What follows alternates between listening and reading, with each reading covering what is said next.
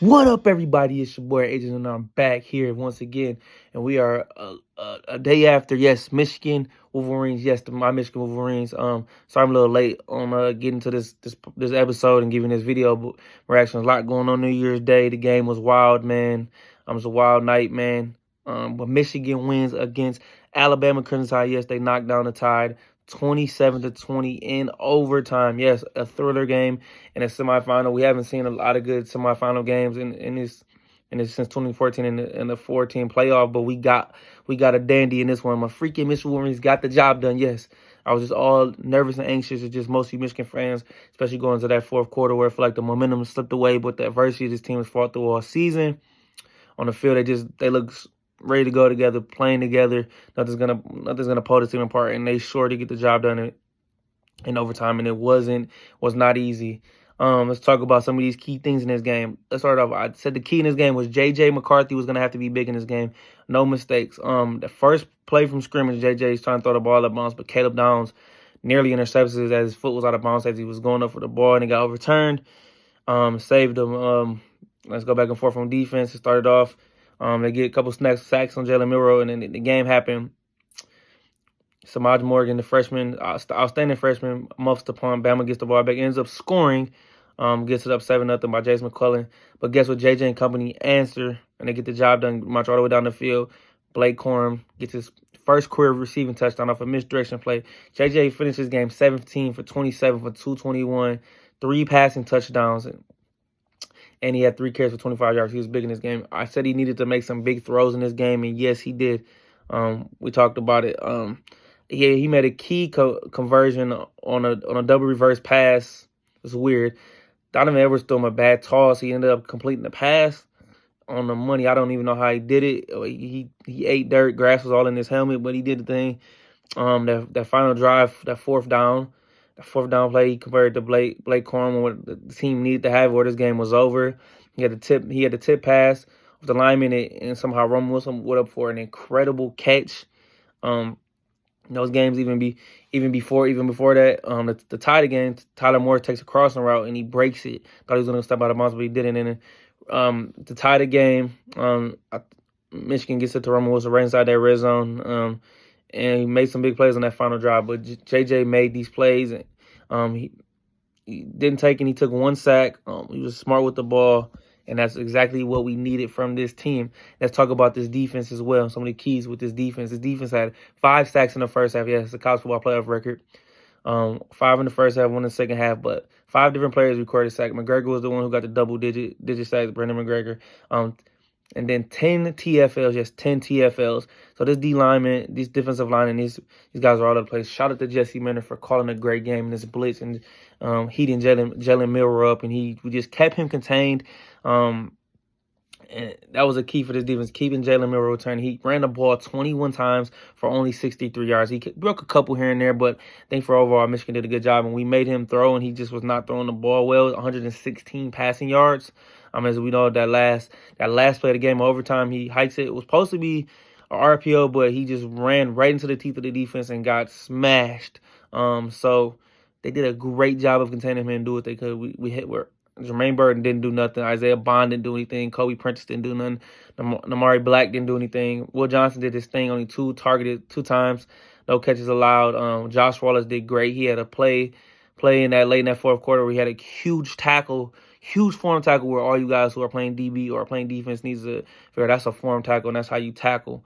So this was a key in this game, and this defense held. They stood strong in the fourth quarter. They're starting to get tired a little bit, especially after all the mistakes by the special teams. Yes, special teams was the key in this game. Normally our special teams are really good. On point, Jay Harbaugh has them rolling, but these special teams almost cost us the game. And I've never seen a performance like this, and how we got away with it. We should thank our lucky stars, but we did it. So like I said, Samaj fumbles a punt early in that first quarter. Muffle punt leads us to Bama getting them 7 points on the run by Jason McClellan. Missed extra point after the Tyler Morris touchdown and fumbles the exchange on the hold. Then we missed the the field goal in that fourth quarter by James Turner to cut the lead to 1. Then again, right at the end of the game, Jake Thaw's back after they removed Samaj, and he, instead of letting the ball just bounce out of the end zone, he decides to pick it up and almost cost us a safety before it went to overtime. So these things cannot happen in our next game against the Washington Huskies, or we will lose. So those are things that are going to have to get cleaned up. But shout out to Blake Corum, man, the leader of this team who didn't really get to play 2 years ago. Last year he was hurt, so we didn't have him in the playoff. A rushing touchdown, a receiving touchdown, fourth quarter, phenomenal. Catch on the fourth down was key in the overtime. He took it to the left side off tackle. Carson Barnholt, who's been picked on most season as our weakest offensive lineman, Zach Zenner especially out. He has a nice pole lead block. Blake gets down there, breaks some tackles, would not be denied, and scores, and gets up 27-0 before Bama gets the ball back and ultimately loses. But Blake shot them with all-time career leader in rushing touchdowns in Michigan history at 56. So he has become a legend in Michigan and cemented himself. And yes, Michigan's got the job done, got in the Rose Bowl. Now that puts JJ's record up to 26-1 as a career starter. But guess what? The job's not done yet, ladies and gentlemen. They slayed one of the Dragons, but it's not over. Like I said, I want them to party night. I want to celebrate this tonight. But guess what? We still have unfinished business to take care of, and that is playing next week, Monday night in Houston, the Washington Huskies, who defeated the Texas Longhorns in the Sugar Bowl.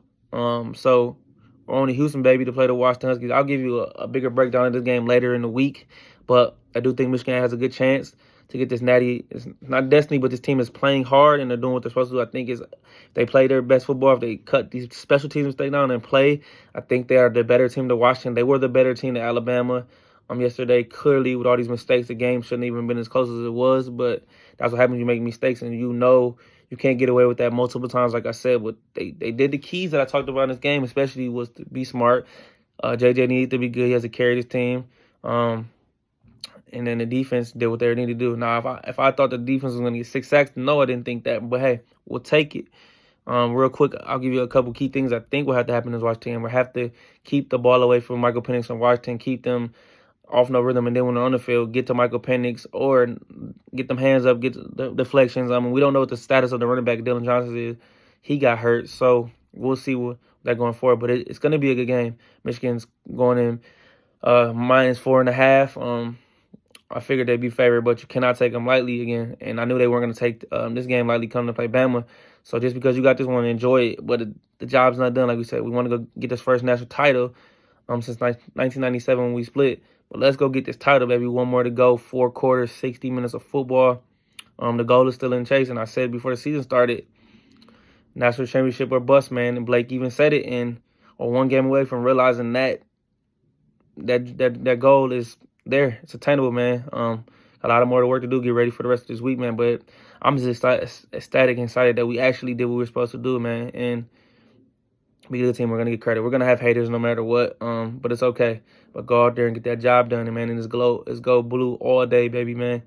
Hey, and a couple key things. This team did a great job. They held Bama to 3 for 13 on third down, 0 for 1 on fourth down. That final play of the game, and outgained Bama 351 to 288. So shout out to this team. They did every aspect of offense and defense, and just got to be better on these special teams. So, hey, man, a great W. On to the national championship. Houston, here we come. Hey, it's your boy Adrian, and I'm out. Go Blue.